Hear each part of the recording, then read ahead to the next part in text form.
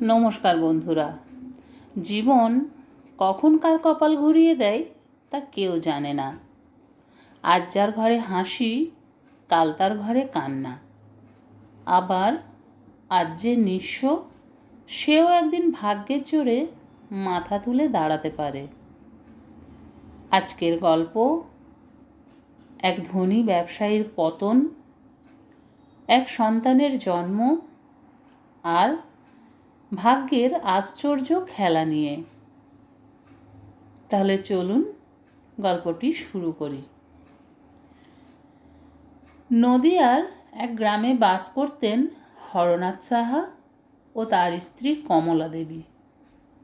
হরনাথ ছিলেন বড় ব্যবসায়ী। চাল, ডাল, কাপড়, মশলার বড় আড়ত ছিল তার। টাকার অভাব ছিল না, লোক সম্মানও ছিল প্রচুর।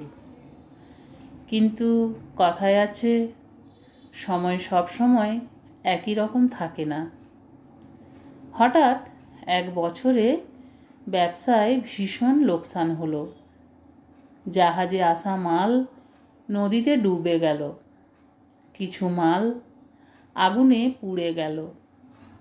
এক বছরের মধ্যেই হরনাথ প্রায় নিঃস্ব হয়ে পড়লেন। যারা একসময় তার বাড়িতে আসা যাওয়া করত, তারা ধীরে ধীরে দূরে সরে গেল। পাওনাদাররা রোজ দরজায় এসে দাঁড়াতে লাগলো। একদিন হরনাথ দীর্ঘশ্বাস ফেলে বললেন, কমলা, এভাবে আর চলবে না। ভাবছি তোমার বাবার বাড়ি একবার যাই।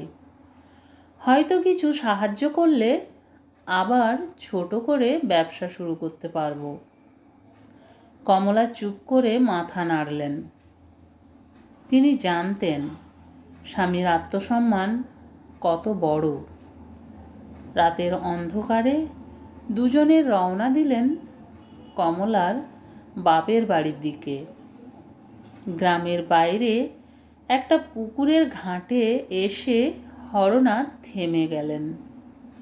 তিনি বললেন, কমলা, আমার খুব লজ্জা করছে। আগে সবাই আমার কাছে সাহায্য চাইতো, আজ আমাকেই চাইতে হবে। তুমি আগে যাও। যদি সবাই তোমাকে ভালোভাবে গ্রহণ করে তবে আমাকে ডাকবে, না হলে ফিরে এসো। কমলা একাই গেলেন, কিন্তু ভাই ও বৌদিরা মনে মনে ভাবল, নিশ্চয়ই টাকা চাইতে এসেছে। কেউ বসতে বলল না, জলও দিল না। অপমান সহ্য করে কমলা ফিরে এলেন। সব শুনে হরনাথ বললেন, চলো ফিরে যাই। ভগবান যা করবেন ভালোই করবেন। ফেরার পথে কমলা খুব দুর্বল হয়ে পড়লেন, কারণ তিনি অন্তঃসত্ত্বা ছিলেন। গ্রামের কাছে এসে হঠাৎ তার প্রসব বেদনা শুরু হলো। হরনাথ তাকে পাশের এক ধানের ক্ষেতে নিয়ে গেলেন। সেই রাতেই এক ফুটফুটে ছেলে সন্তান জন্ম হলো। কিছুক্ষণ পরে কমলা বললেন, শিশুকে পরিষ্কার করে আমাকে দাও, আর এই নোংরা কাপড়গুলো মাটিতে পুঁতে দাও। স্ত্রীর কথা মতো হরনাথ মাটি খুঁড়তে গিয়ে হঠাৎ একটা মাটির কলস দেখতে পেলেন। কলস খুলতেই চোখ ঝলসে গেল। ভেতরে সোনার মোহর আর রূপার কয়েন ভর্তি। তিনি আনন্দে চিৎকার করে উঠলেন, কমলা, ভগবান আমাদের দুঃখ ঘুচিয়ে দিলেন। দুজনেই শিশুকে নিয়ে বাড়ি ফিরে এলেন। কিছুদিনের মধ্যেই সব ঋণ শোধ হলো। আবার নতুন করে ব্যবসা শুরু করলেন হরনাথ। ধীরে ধীরে তিনি আগের মতোই সচ্ছল হয়ে উঠলেন। কিন্তু পাশের বাড়ির জমিদার রমেশ মল্লিক এই ঘটনা মেনে নিতে পারলেন না। তার স্ত্রী মিষ্টি কথায় কমলার কাছ থেকে সব কথা জেনে নিল। শুনে রমেশবাবুর লোভ জেগে উঠল, কারণ যে জমিতে কলস পাওয়া গিয়েছিল সেটি ছিল তার জমি। তিনি আদালতে মামলা করলেন। রাজা কৃষ্ণচন্দ্রের দরবারে গিয়ে বললেন, মহারাজ, ওই ধন আমার পূর্বপুরুষের, আমার জমিতেই ওই ধন পোতা ছিল। রাজা সব কথা শুনলেন। হরনাথও নিজের দুঃখ কষ্টের কাহিনী রাজার কাছে খুলে বললেন। অনেক চিন্তা ভাবনা করে রাজা রায় দিলেন, হ্যাঁ, ধন তোমার পূর্বপুরুষেরই হতে পারে, কিন্তু শোনো, তোমার সেই পূর্বপুরুষই এখন হরনাথের ঘরের সন্তান হয়ে জন্ম নিয়েছে।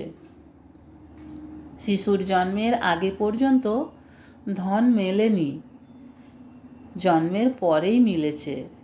অতএব বাকি ধন আদালতে জমা থাকবে। ছেলে বড় হলে তাকে দেওয়া হবে। আর যেহেতু সে তোমার পূর্বপুরুষ, তাই যতদিন না সে বড় হচ্ছে ততদিন প্রতি মাসে 500 টাকা করে তার ভরণ পোষণের জন্য তোমাকেই দিতে হবে। রাজার রায় শুনে জমিদার হতভম্ব হয়ে গেলেন। তিনি বুঝলেন লোভের ফল ভালো হয় না। এরপর থেকে তিনি আর কখনো অন্যের সম্পদের দিকে লোভের চোখে তাকায়নি। এই গল্প থেকে কি শিক্ষা পেলাম বন্ধুরা? এই গল্প থেকে আমরা শিক্ষা পেলাম যে অন্যের সম্পদ দেখে লোভ করলে শেষ পর্যন্ত লজ্জাই পেতে হয়। যা সত্যিই আমাদের ভাগ্যে লেখা থাকে তা সময় মতো নিজেই আমাদের কাছে এসে যায়। তাই বিশ্বাস রাখুন, পরিশ্রম করুন আর সৎ পথে চলুন। ভাগ্য একদিন না একদিন দরজায় কড়া নাড়বেই। গল্পটি কেমন লাগলো কমেন্টে জানাবেন। আর এমন আরও সুন্দর গল্প শুনতে চাইলে গল্পবন্ধন চ্যানেলটি সাবস্ক্রাইব করতে ভুলবেন না। আবার চলে আসবো নতুন আর একটি গল্প নিয়ে। ততক্ষণ সবাই ভালো থাকুন, সুস্থ থাকুন। ধন্যবাদ।